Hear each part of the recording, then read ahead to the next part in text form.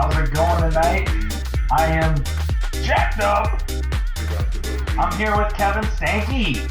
We are excited to talk some Timberwolves after an amazing win against the defending champions Milwaukee Bucks. Kevin, how are you doing, my friend?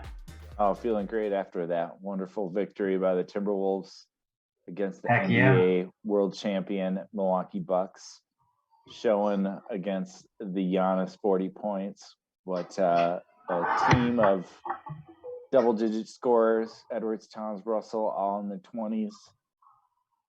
Well, before we get into the box score, Kevin, let's just discuss the game itself and how it started, right? First quarter. Who came out with the most energy? Cat, Anthony Edwards, or D'Angelo Russell? Because they all had a pretty good first quarter. Russell came out shooting and making. We like to see him shooting. We especially like to see him making. And hadn't seen that yet from D'Angelo Russell yet this year, but hitting it hard tonight, though. He started off, I believe, 5 for 6. He was perfect. He was perfect shooting.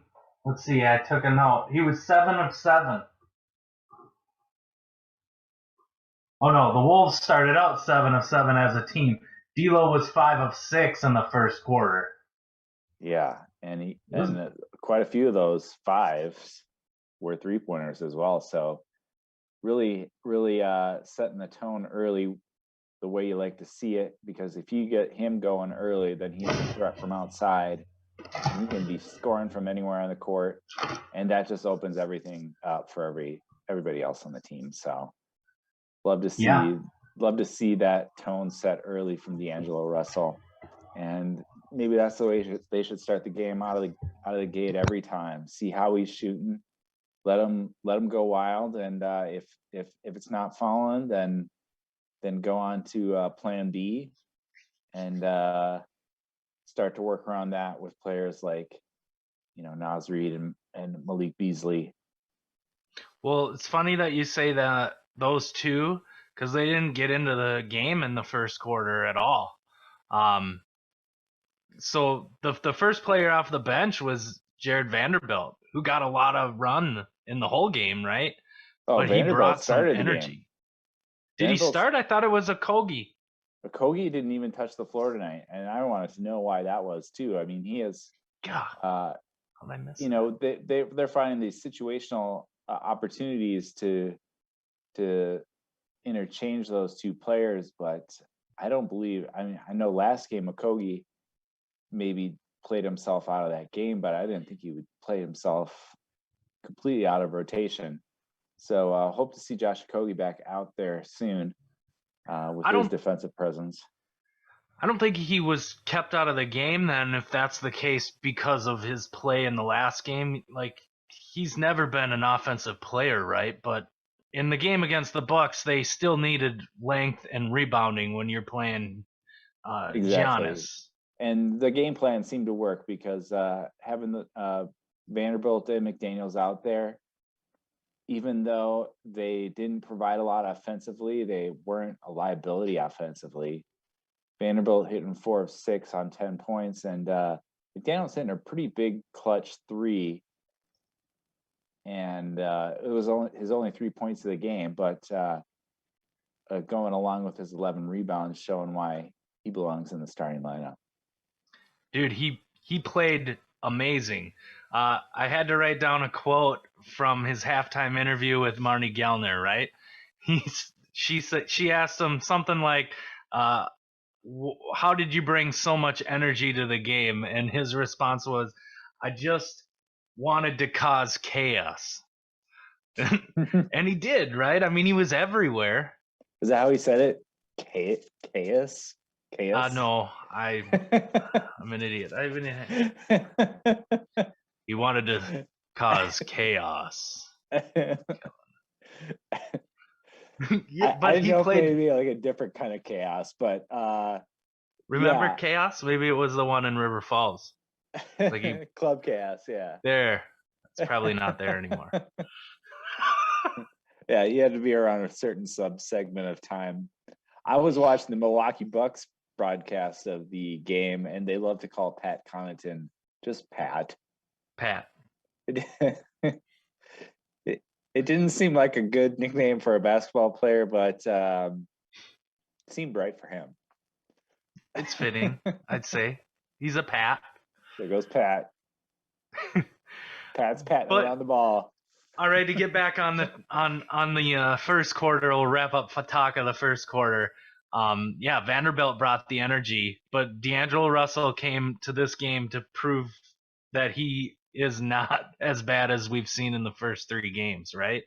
I mean, he came out shooting and was hot and is exactly what the team needs from him. He brought the right game tonight, and let's hope he finds the right times and places to continue to bring that game, because there's a time and a place for it, and tonight was definitely that time and place. And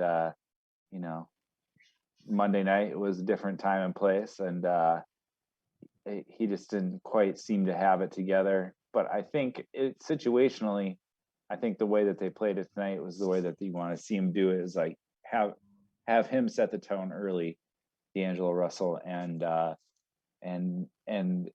once you know he's hot or not, then that's when you start deferring off of him. And I think that's the plan that they should start to institute from here on out. Yeah, I agree. So that'll get us to the next thing. After D'Lo was hot in the first quarter, Chris Finch gave him a little bit of a rest, right? First off the bench was Patrick Beverly for him coming in. And Beverly played really good tonight, right? I mean, he came in, gave some solid minutes, and made a definite impact. He only had 6 points, but he had 7 assists and 6 rebounds. I mean, it was a well-rounded game for your backup point guard. Yeah, he was good to see out there. Made some good defensive plays. But he didn't. There was one highlight we saw from the game where he got called for an offensive foul for a new foul that they're calling this year. So he seemed to be satisfied that they even called the foul. So he gave him a thumbs up. He gave the ref a thumbs up for calling it, and he was I think all NBA fans can get behind that call. Let's stop seeing that as a foul in the NBA. Mm-hmm. Yeah, it was it was funny to watch. His reaction right away was like, "Yeah, I did it." It was great. But he played really well. Second quarter as well as Nas. He came off the bench and had an immediate impact. Pick and roll with D'Angelo Russell was working right away. It was really good. They built the lead to 20 points right in that first. They were on a 10-0 run, I believe.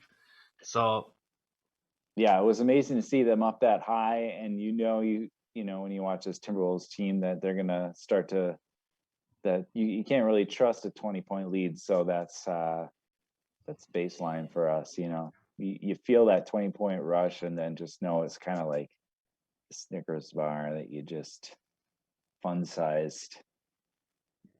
You want just a more. jolt to energy. Yeah. But it's not going to sustain you, Agreed. But all in all, that was a fun first half to watch, dude. It was great. The biggest thing I took away from the first half, and then Jim Pete kept making a big deal of it in the second half, but Karl Anthony Towns was playing hard the entire game and wasn't complaining. He got quite a few fouls, some bad no calls again, which seems to happen every game, but he didn't complain one bit. He walked away and he just kept bringing positive energy, which was awesome to see, right? Yeah, it was great to see a good game out of Towns, leading the team in minutes, 38 minutes tonight. Didn't get himself in foul trouble like we've seen out of him lately. Only hitting one foul tonight. So never really had a thought about yanking him, which is the big problem with Towns is, about half the games you watch him play, you're gonna wonder if he got to watch his minutes because of the foul trouble. So we didn't have that concern tonight, and that made things a lot easier too. So hope to see that again moving forward. A team like the Bucks that didn't really have a center. They had Giannis, who was their center and maybe kind of always is their center, but is always just the focal point of their entire offense. But at least we didn't see Towns having to sacrifice himself to another big. Another big, yeah. I mean, they were hurt not having Brooke Lopez, right? I mean, it would have been a big and Drew Holiday. I mean, those were two big losses for the Bucks to not have in this game. But the Wolves weren't going to use that as an excuse, right? They came hard the entire game. No, I mean, you look at that as a possibility once you start to see names like those guys going down, and you think, why shouldn't the T-Wolves of Talkin Twolves fame take over the game? And they can take over the game whenever they want. They proved it tonight. If only we played half of a Bucks team all the time, it made us look real good against the defending champs. All right, that's enough first half. Let's talk about the third quarter, man. It was fun to watch. They came out of halftime with energy. I think Anthony Edwards had the most of it right out of the gate in the third quarter. What are your thoughts? Yeah, third quarter we saw that lead. I think around then is when we started to see some of that lead dwindle a little bit. Somewhere in that third quarter, it did dwindle a little bit, but by the end of the third quarter, they were still up by 15. So I mean, it didn't. They were able to do it. It was an interesting lineup they came out of the half with. They kept Jared Vanderbilt in there, but well, I guess I was mistaken. I didn't think Vanderbilt started. I don't know why I thought that.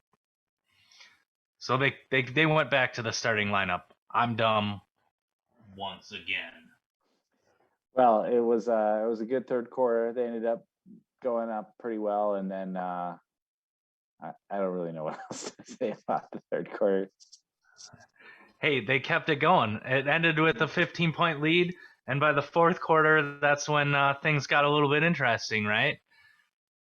Yeah, we saw the Bucks claw their way back, and just a ridiculous. I'm surprised it wasn't a 3-pointer. It was a 2-pointer from Middleton to pull them within 4, which would have made it within 3 if he had made that. Actually pulled them within 2. He made that 2-point shot with 34 seconds left to go. A fadeaway, Kobe-esque in the corner shot. Just even the Bucks announcers seemed to think that it was a no question 2-pointer, but luckily that was just made a 2-point game, and Edwards came out with that great driving layup with 15 seconds to go to put him within 4 and make it a little bit more difficult. Fill me in on just how exactly did the lead dwindle? Because in all honesty, I ran in here to set up my equipment, and I thought we had it in the bag with 3 minutes left, and here we were. I turned it on the TV, and we were only up by 4, and then he made the 2-pointer. It was throughout the fourth quarter, the Bucks slowly were making their small steps backwards. Of course, Giannis taking over the game in almost every aspect, but even Ted Cruz Jr., Grayson Allen was hitting some open 3-pointers. Mm-hmm. And by around 2 minutes left in the game, Bucks were within 6. And then Middleton hitting that tip shot around 118, pulling within 4. And then that that Middleton shot, that crucial shot that I had just mentioned, around 34 seconds, pulling within 2. So Giannis pretty much in the fourth quarter just said, let's just let me take care of this, and racked up a bunch of more points of his 40 points there in that fourth quarter. But they gave some resting opportunities as well, and featured Middleton. But in the end, it was the Timberwolves pulling things out because they had that enormous cushion of a lead to hang out on. Yep. Luckily, and great to see him hold on to it, because past few seasons we haven't seen that. So let's hope that keeps up. Past few seasons, cocky. like last year, and then the year before, and the decade before that. Yeah. Holding on to a lead in the fourth quarter, closing things out. That's been the story of the Wolves, their inability to do that. So it was good to see. One player I really want to talk about, and I've called him my favorite player on the Wolves, Jaden McDaniels. He played great defense again, and yet had very little impact offensively. He finished with only 3 points, but he had 11 rebounds. He's got some of the quickest hands and instincts on defense that I've seen in a long time.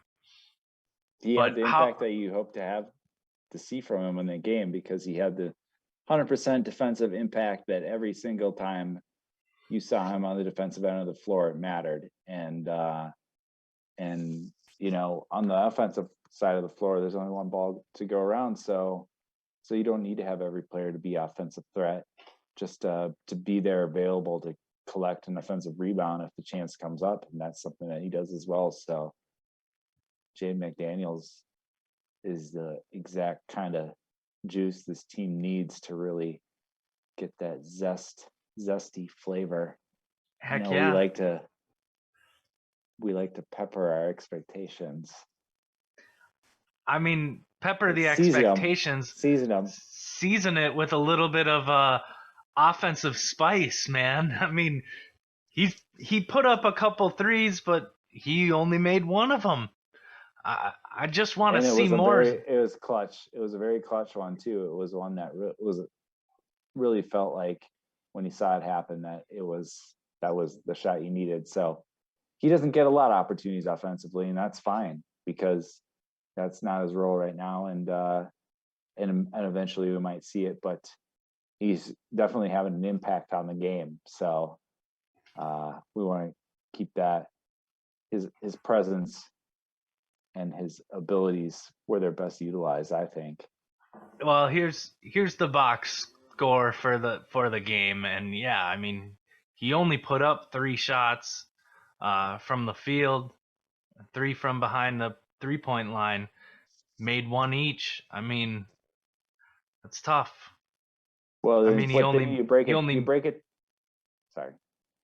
Well, I misspoke. He only took 3 attempts from behind the 3-point line. He never even drove to the basket, got any offensive rebounds, that putbacks. I mean, those are the types of easy baskets that he should be able to get. I'm really shocked at his limited offensive output. But when you break down to where he's, who he's on the floor with during his offensive minutes, it's Edwards, Towns, Russell, and Vanderbilt. I mean, they're the starting lineup. They basically shared all the same minutes tonight. And when he's on the floor with those, Edwards, Towns, and Russell, cheers. Mm-hmm. You don't want to see him shooting the ball. That's just how it is when you have those 3 guys on the floor. You don't have to feature him. Completely agree that he is there for his defensive play, but I'd still love to see, and maybe that's kind of what Anthony Edwards was talking about after the last game, about getting his teammates involved. Like, I just want to see him get some easy baskets too. Like, last year he had a couple really good offensive games. And yeah, we're only 4 games in. I get that there will be more, but I think he has the ability to be a really well-rounded player, not just a defensive player. Just haven't seen it yet. Wishing for more. Maybe that's asking for too much at this point. I don't know. He just keeps playing his tail off on defense, and it'll result in offensive plays. That'll always happen. Let's talk about one other player, Malik Beasley. Only had 6 points. He's 2 of 6 from the 3. It was nice to see him make a couple, but still keeps me feeling like I need to see more. His shot just isn't quite right. It's not there like it was last year. You got any insight on what you think is going on? Kind of the same situation. He's in the second unit. As long as he's in the second unit, we don't have to rely on him to do the things that we kind of relied on him doing when he first came to town. So he's cold right now. Hopefully he can figure it out, but I don't think that he's necessarily somebody you just want to say you're going to rely on right now. And maybe he'll be like the heat check on D'Angelo Russell. So D'Angelo Russell's coming out hot, then Beasley's going to be riding the pine a little bit more. But once Russell is getting cold, then maybe pull him early and then insert Beasley and see what happens there. That might be the strategy. Have him be the 6th man in those situations when they need that offensive jolt, to see if he can shoot the team out of the gate. So I agree, luckily man. we just don't have to rely on him. So no, we don't have to rely on him right now. I like what Chris Finch has been doing with kind of mixing in, not the whole bench, unless he really has to give a break, but he's able to keep Anthony Edwards out there with him, or D'Lo tonight was out there with some of our reserves, which is nice and to be able to do. But I'd still like to see Malik get his shot corrected, or see some drop. Maybe not corrected, that not like he has a shooting problem. I think he's just got some bad luck, maybe some rust. But he's a player I'd like to see improve. Certainly get a little more points than 6 tonight. And how many did he have against the Pelicans? 3, I think it was, but I could be mistaken. Yeah, I mean, he hasn't been really impacting the games for the Wolves, and he played really good defense the first game. And yeah, we see some good defensive efforts out of him as well. So as long as he's not, in that last Pelicans game, we saw D'Angelo Russell making some just kind of outlandish shots, and going back to that game, luckily we don't have to dwell too much on that. But I just keep going back and thinking on that game is why weren't they attacking Jonas when he had 5 fouls in the fourth quarter when the game was still close? At that point, they were just jacking up threes instead of finding a way to take him out of the game. Because if they could have figured out a way to take him out of the game, which they easily could have, he had 5 fouls, is to attack the rim. He seemed to be willing to foul on any time anybody tried to challenge him. So yeah, I know that Chris Finch had made some mentions about maybe including Beasley at the end of the rotation at the end of that game. And I don't know, there was some interesting calls in that game as well, as where at the end of the third quarter, Towns and Ant were going to get subbed out, and Ant was hot as hell. He was hitting 14 points, I believe 14 points in a row for the squad. Yeah, he had 21 points in the third quarter. He had only 2 in the whole first half, so it was pretty very hot third quarter for him. So they were going to sub out Ant and Cat, and they both said no, and that was just allowed to fly. And that was, that's a good move, especially for a guy like Ant to say that. I think that was a ballsy move by him, and good to see him do, really try and take control, because I can tell that if he can be he's young still, but if he can be the leader that I think that he's going to be, then this Timberwolves team is going to be, they're going to be competing for some conference finals and maybe even some championships. So if he keeps progressing the way that he is, that's what I'm hoping and expecting. That's a bold statement, Kevin. 4 games into the season, I love it though. I wishful thinking, and that's positive energy, man. You got to believe it in order to see it. Man, if Anthony Edwards continues to progress and just show that he's putting in the work every game and every day and every week that he has been showing in the first year and a half of his young career, I think we can see Giannis-like projections out of him, and I'm ready for it. Oh yeah, I think we can. I mean, his talent is amazing, his athleticism, but most importantly, his drive and his attitude.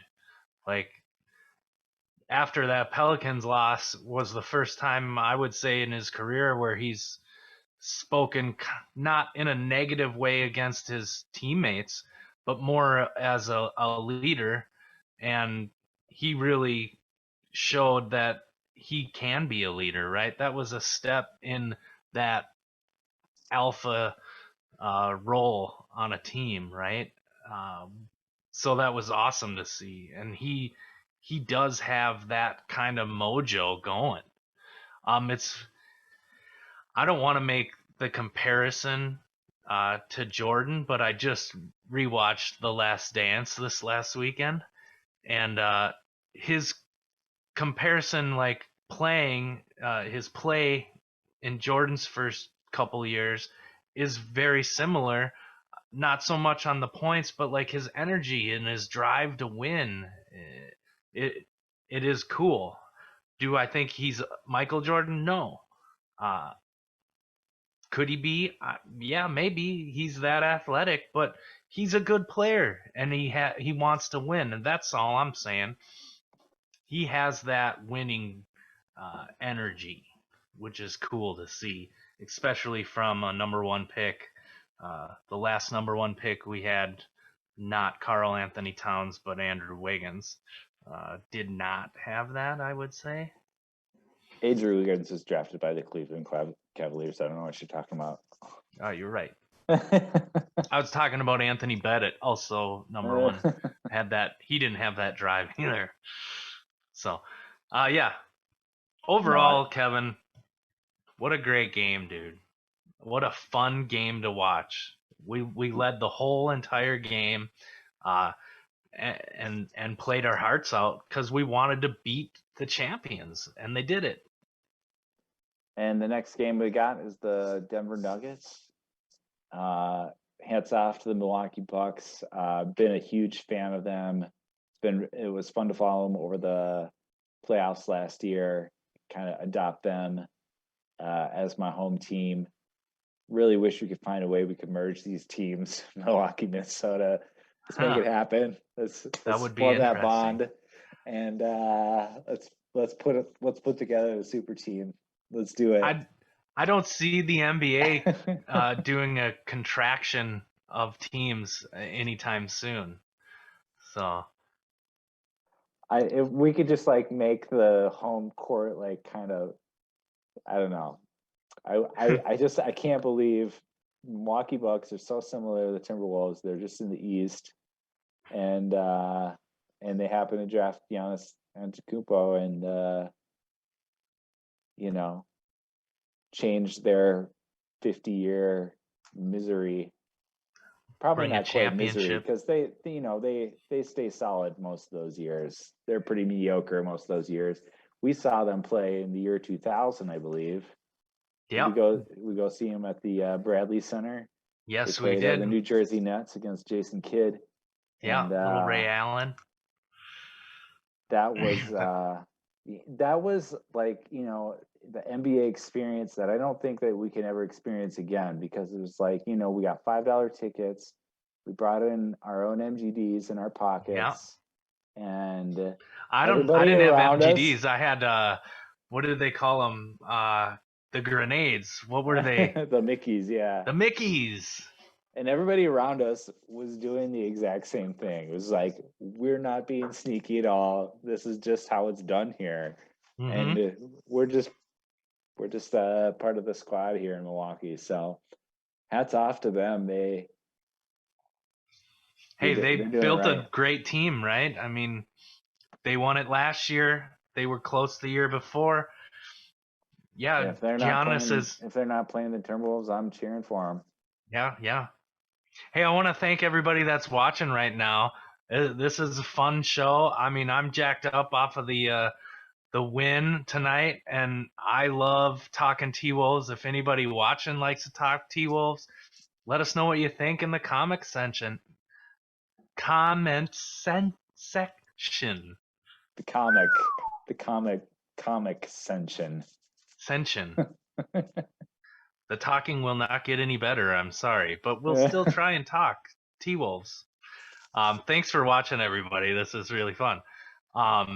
Denver Nuggets next, though. I mean, Jokic, that's going to be a tough matchup. Timberwolves always have a big rivalry when Towns and Jokic go at it. And remember when Towns and Jokic it's like, can you believe that some people think Jokic is better than Towns?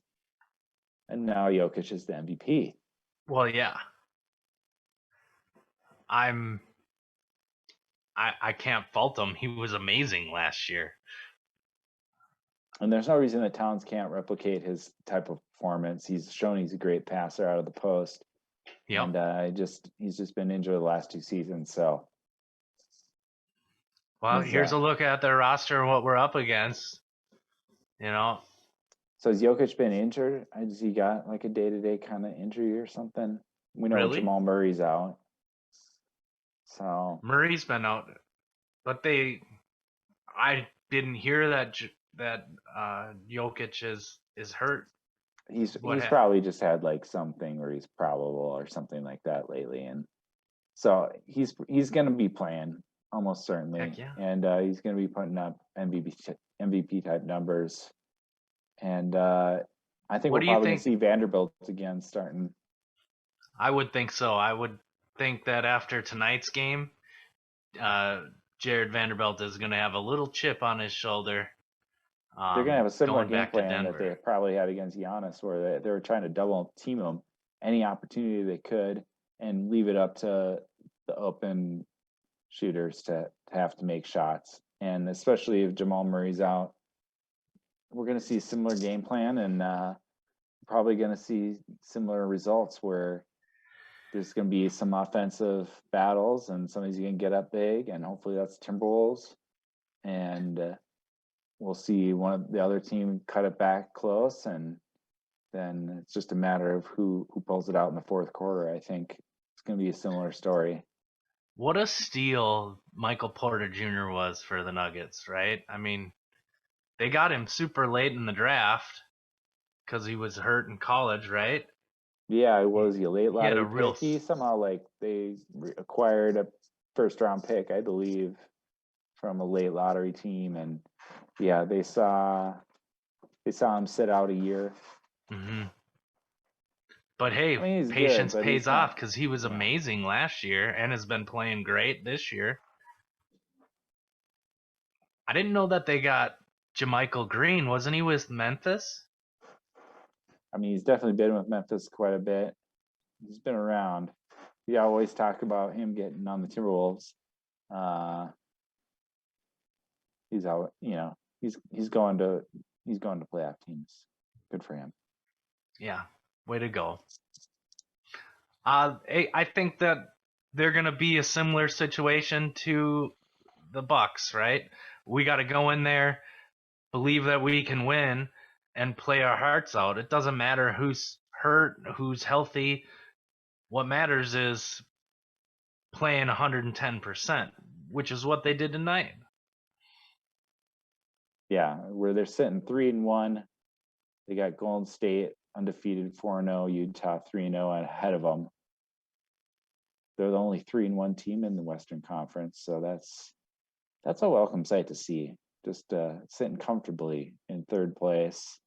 Can't rest on that too long, but Denver right in that mix at 6, 2-2, and a good way to separate from them a little bit if they can make a good showing. Yeah, it's really nice to see us at the top of the standings early in the season when other teams didn't start off hot. I mean, that's been the killer every year. We shoot ourselves in the foot and get behind the 8 ball, and you can't climb out of a hole, and health wise. But as long as this team stays healthy, I really hope that they're proving right now that they are for real, that they can be a playoff team. I think they are talent wise. I love what Chris Finch is doing, and I don't see a reason why they should drop out of the playoff race at any point this year. Yeah, I think, let's see them keep it going. Let's keep the hot hand rolling. We got Edwards, Towns, Russell, and a great defensive rotation behind them. So let's see keep happening. I've been seeing a lot of comments about rebounding needs, and how the Wolves make up, because they've had been the last 3 games they've been at the bottom of the league in total rebounds, team rebounding. Tonight they didn't have a problem with that, and a big thanks to Jared Vanderbilt and Jaden McDaniels or Jaden McDaniels. But do you think that they can keep it up with the defensive pressure? Because that's what I've seen. Sorry, that's what I've seen the last 3 games. Is that they might not be out rebounding the other team, but the defensive pressure that they get and the amount of turnovers they were receiving, and turning into points makes up for the lack of rebounding, really. Yeah, I mean, they still get the boards. I mean, they get the good bounces, but you'd like to see them maybe like find a 7-footer that they could just set out there and not have to worry as much about somebody getting so close to the rim, but Yeah, that would just be a backup player for them. So they would probably have to pay a premium for that. Not everybody grows to be 7 feet tall. So, no, that's the one thing I feel like is missing from this team, because Naz Reid's a great, backup big, but like he's not that big. So if you could have somebody that you could just count on as being that defensive presence down low, you would have to sacrifice somebody from this team, and this team's pretty good. So, if only we could get a time machine and bring back Big Irv Johnson, Oliver Miller. Just kidding. Taco Fall out there somewhere. Yeah, right. He's not with Boston anymore, right? I don't know. He signed with someone. But yeah, like a bull. We saw. I saw his name getting floated around. He's on the Nuggets. We'll see him next game. Yeah, we'll see if we see him. Well, yeah. He's hard to miss. He's tall. Well, if he's standing facing you, if you catch him from the side, you might not see him. He's so skinny. It'd be nice to have a guy like that on this team, though. Just somebody that could really be their defensive. If they're up big like they were tonight, just to get in the way, be in the way, down in the lane against Giannis, keep him from scoring 40 points at will. Agreed. They need somebody that can. I mean, Naz is really that guy that puts the body on a center like Jokic is. We're gonna need to do on Jokic, because he's gonna do that. I hope that Cat keeps a level head in this next game, and continues his non-complaining play, you know. But yeah, it would be cool to see another big on this team that you could kind of fit into a rotation or ask to play a little bit more defense than what we are getting out of Nas. But I love Nas, dude. I think he's really, really a good player. I just don't like him shooting the three ball. Well, he shoots pretty well out there, so you don't want to depend on him to shoot him, but when he's forced to shoot him, he does all right. Yeah, I suppose. It's the highest arc next to Steph Curry that I've seen in the NBA. That thing almost hits the scoreboard. That's Nas Reed, baby. Nas Reed. Love it. Yeah, man. I'm pumped. I think we hit on everything. Is there any I think we hit on everything and then some. And then some. Heck yeah. It was such a fun game to watch. I was jacked up the whole time watching it, just going, look at McDaniels, just hand in the face. He's all over that guy. Look at Carl. He just got a foul. He's not complaining. And yeah, they didn't call it. No big deal.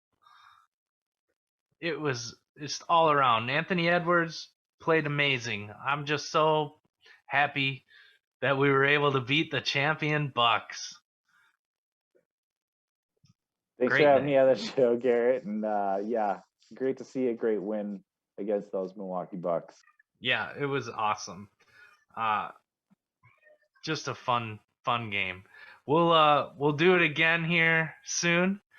Maybe after the Denver game for another win. The Wolves can go 5-1. Wouldn't that be great? Let's see it. Let's see it, buddy. Thank you, Kevin. Thanks for coming on. Thanks everybody for watching. Give us a like and do that subscription thing so more people see the show. But either way, this is all fun. I love doing it with you, Kevin.